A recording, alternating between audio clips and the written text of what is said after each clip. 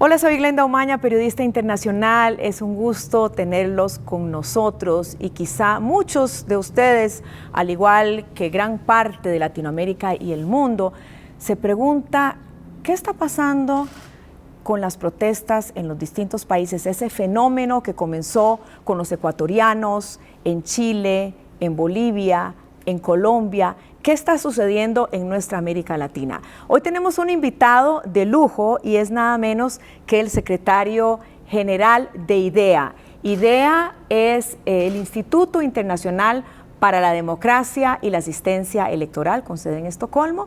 Kevin Casas es el secretario general, compatriota, así que muy contenta de estar aquí los dos en México, ¿verdad? Así es. Felicitamos a los mexicanos también por todos estos procesos. Sí. Pero quisiéramos comenzar, porque estamos aquí por la presentación muy importante de un informe realizado por ustedes sobre el estado de la democracia a nivel global, pero también obviamente a nosotros nos interesa a nivel latinoamericano. Y quisiera comenzar con algo que es una preocupación general, y es el origen de estas manifestaciones. Hay mucha confusión, no solo en los países donde se han producido las manifestaciones, sino a nivel internacional. ¿Cuál es tu explicación? Cómo no. Muchísimas gracias, Glenda. Siempre es un gusto verte y estar con vos. Esa es una historia que tiene muchos matices. O sea, depende un poco del país, depende de la región, aunque sí hay temas comunes. A mí me parece que mucho del enojo que estamos viendo manifestarse en las calles en América Latina tiene que ver, por un lado, con el hecho de que la democracia tiene consecuencias, y una de las consecuencias que se han ido construyendo a lo largo de estos 40 años de consolidación democrática en América Latina es una ciudadanía mucho más consciente de sus derechos y mucho más demandante de sus derechos.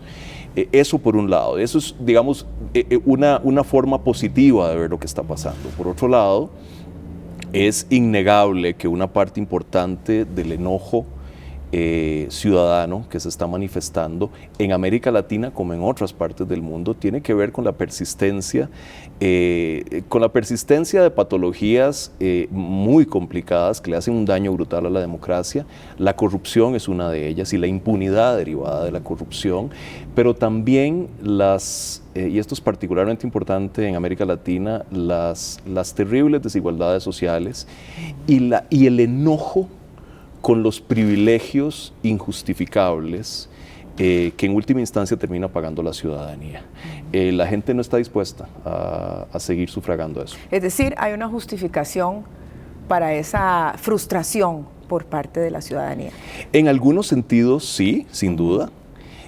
Ahora, es muy importante, Glenda, y yo creo que esto es una de las cosas que trata de hacer el informe, que tengamos una discusión balanceada sobre el estado de la democracia.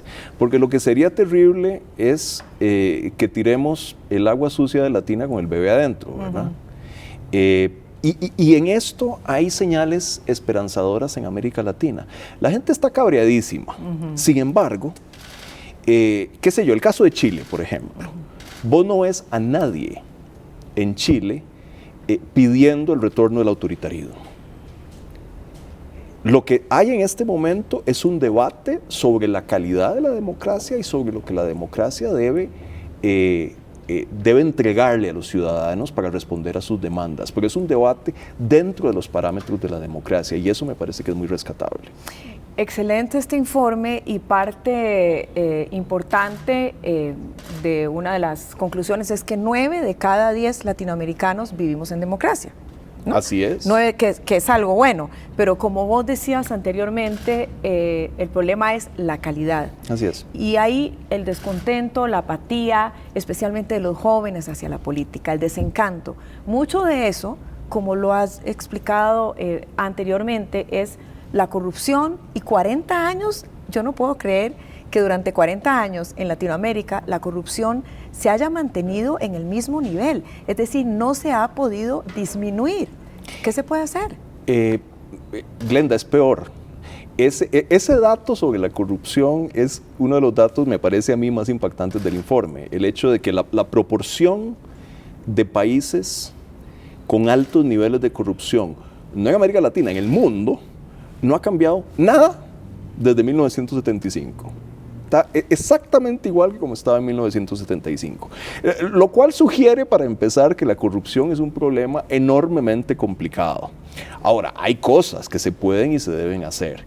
A mí me parece que uno de los elementos centrales en cualquier discusión sobre la calidad de la democracia tiene que ser, en América Latina y en el resto del mundo, la independencia judicial. Sin independencia judicial, sin un poder judicial autónomo, vigoroso, libre de influencias políticas, es muy difícil tener éxito en la lucha contra la impunidad y es muy difícil tener éxito en la lucha contra la corrupción. Yo creo que ese es un tema muy central. Y digo, entre más viejo me vuelvo yo, Glenda, más termino convencido de que el estado del Poder Judicial, la calidad de las instituciones judiciales, el nivel de autonomía que disfrute el Poder Judicial es uno de los mejores barómetros que existe sobre la calidad de la democracia en general. ¿Y hay algún ejemplo específico exitoso que tengas en mente en este momento?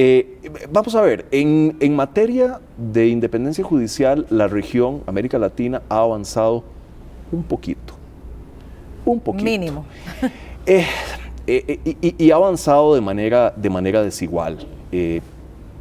Hay poderes judiciales en la región que todavía conservan niveles de credibilidad importantes, entre ellos el de nuestro país. Costa Rica. Costa Rica. Y eso me parece que es un activo fundamental, que no hay que dejarlo perder, porque como decía, es verdaderamente central y revelador de la calidad de la democracia. Qué bien estamos, sabemos que tenés que irte porque vas también para presentar este informe en Nueva York, pero estamos en México y tenemos que hablar también en México de un proceso electoral que fue ejemplar. Sí.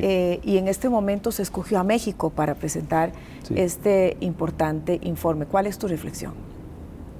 A ver, yo creo que, como lo decía yo en el acto de presentación del informe, yo creo que las instituciones electorales mexicanas son un patrimonio importante que ha construido este país a lo largo de 40 años y que más allá de los titulares del día y de los pleitillos, ¿verdad?, de las disputas políticas de alto y bajo calibre que se den alrededor de las instituciones electorales, creo que este país tiene que estar consciente de ese patrimonio que ha construido. Estas son instituciones que han jugado un papel muy importante, que juegan un papel muy importante en la salud de la democracia mexicana y que jugaron un papel fundamental en la transición democrática de este país. Este era un país en el que las elecciones no contaban, no significaban nada y ahora es un país en el que las elecciones significan excepto mucho. por los homicidios, ¿no?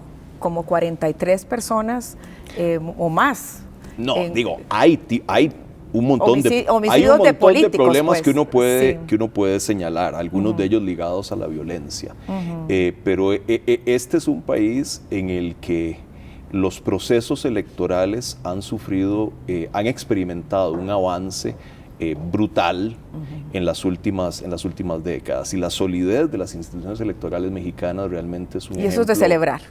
Absolutamente es de celebrar, y es una cosa de la que México debe estar orgulloso, y no solo México, me parece que América Latina. Ya para terminar, este año estás estrenando ese gran puesto. Felicidades como secretario general de IDEA en Estocolmo. ¿Cómo te ha ido? ¿Cómo te sentís? Muy contento, Glenda. IDEA Internacional es una institución muy interesante con la que yo había tenido mucha relación en el pasado, que hace un trabajo muy valioso, por un lado de producción de conocimiento comparado en temas electorales, en temas de diseño constitucional, en temas de gobernabilidad democrática, y por otro lado un trabajo de acción, de proveer asistencia técnica en este momento en más de 70 países en el mundo. Entonces realmente es un trabajo fascinante, que lo pone a uno en contacto con lo que está pasando políticamente, literalmente en todo el mundo. Así que para los de nosotros que somos fiebres de la política, la verdad que es una oportunidad muy bonita, y además debo decir, también es creo que es una cosa buena que por primera vez haya alguien de América Latina que esté claro. esté al frente de la organización. Excelente. Yo creo que América Latina ya a estas alturas, que un poco lo que estábamos hablando antes, la democracia en América Latina ya tiene pantalones largos, ¿verdad? Y creo que la experiencia acumulada por América Latina a lo largo de estos 40 y tantos años tiene mucho que hablarle al resto del mundo. Entonces, darle un poquito, un sabor latinoamericano a Idea Internacional no es una mala cosa. A través tuyo.